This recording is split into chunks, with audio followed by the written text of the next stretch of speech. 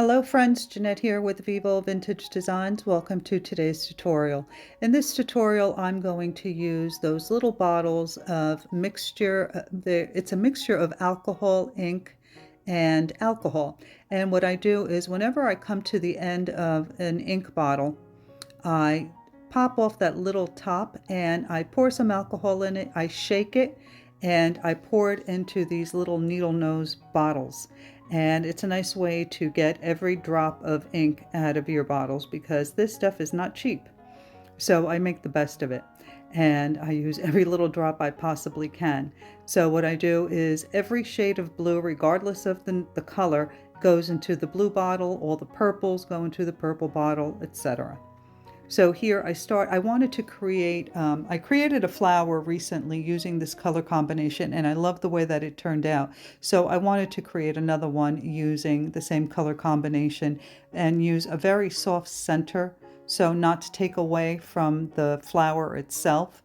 And you'll see that in just a moment. So when I started blowing out these petals, I wasn't sure what I wanted to do, so I played around for a little while, and then I finally decided what I wanted, how I wanted these petals to look. So you can see here that I'm blowing out these beautiful wide petals.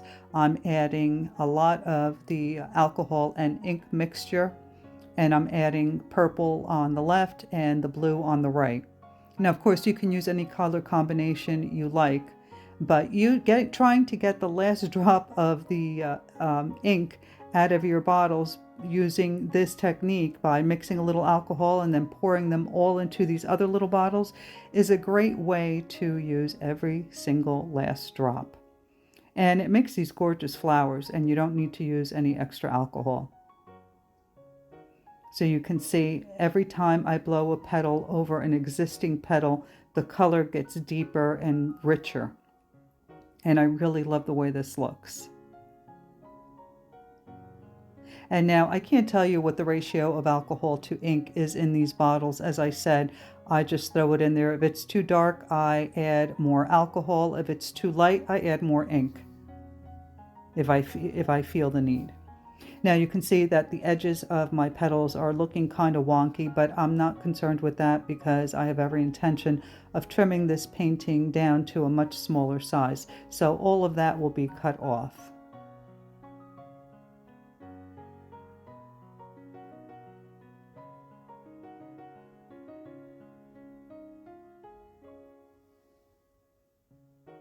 So now that I'm satisfied with the petals, I'm going to take my little shot glass. I use the back side of the shot glass or the underside, and I put my alcohol, my snow cap in there, and I'm using a micro brush to create the dots. And to create this very light, fluffy center, what I'm doing is I am dotting far beyond the center of the flower. I am dotting onto the petals. And towards the top of my center, I am making the dots closer together and doing a lot of them. And as I move down towards the center of the center, I am adding white dots further apart and less. And I want to create this center to appear almost as though it's in profile. So I'm doing it in the shape of, I guess you would say, a half circle. Now, once I've added all my dots, I'm going to make sure that they're completely dry so I don't smudge anything.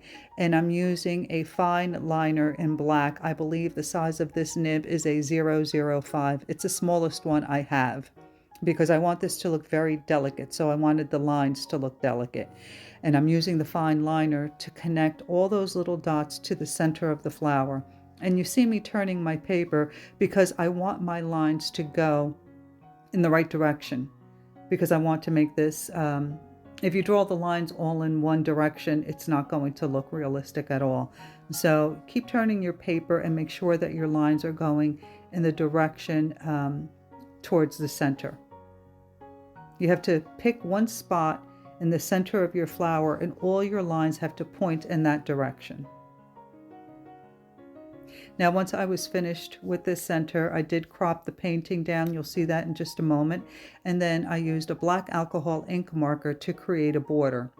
But once I did that, I noticed that there were a couple of spaces in between the petals that I wanted to fill in with the black Posca pen. And once I filled it in with the black Posca pen, it was a darker shade of black than the alcohol ink marker. So what I did was I took another Posca pen with a broader nib and I went over the existing border, and that tied it all together.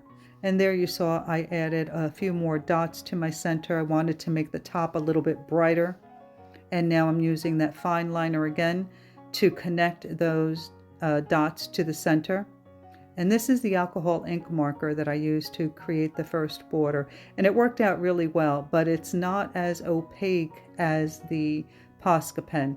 So as I mentioned earlier, I did have to go over it with a broad tip Posca pen, and it worked out beautifully. Make sure to stick around till the end of the video. I will post a close-up of the center and another picture of the finished flower.